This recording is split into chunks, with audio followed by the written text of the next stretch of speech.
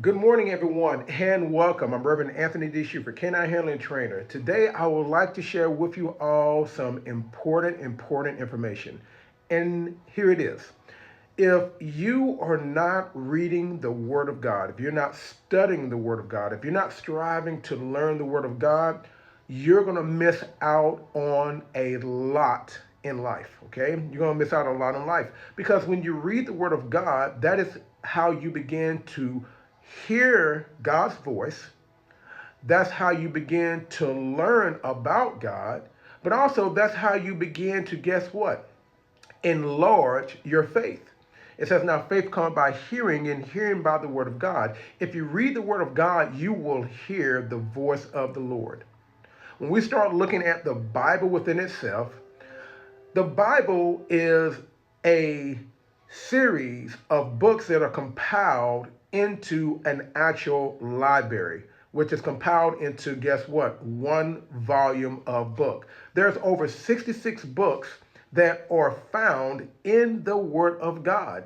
And the Word of God in itself has all answers to the questions of life. Today I was reading the book of Jonah.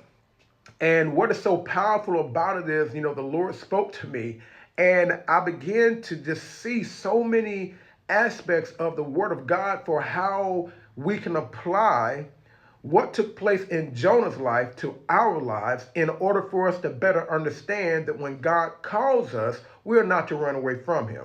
So now check this out. I'm just going to give you a nice little overview. All right. So God commanded Jonah to go to Nineveh. Okay. Nineveh was a place where the Assyrians occupied that actual territory and that actual kingdom. Well, the Assyrians enslaved the actual Hebrews. Jonah was an actual Hebrew. Can you believe that? So imagine God sending you to an actual territory where these people had, guess what? Enslaved your family, enslaved your people, all right? Or your tribe. Well, Jonah sat back and said, well, okay, then, Lord, of course, here's the deal. I believe in you. I trust in you, but I will not listen and I will not follow you. So Jonah decided to go to Tarsh, which is westward, instead of going to eastward over to Nineveh. But it's amazing that he paid his way to, guess what, sail away from the will and the call of God. Well, once he got into the ship, well, the Lord sit back and say, well, okay, if you're going to be disobedient unto me, now it's time for me to bring a little bit of act right.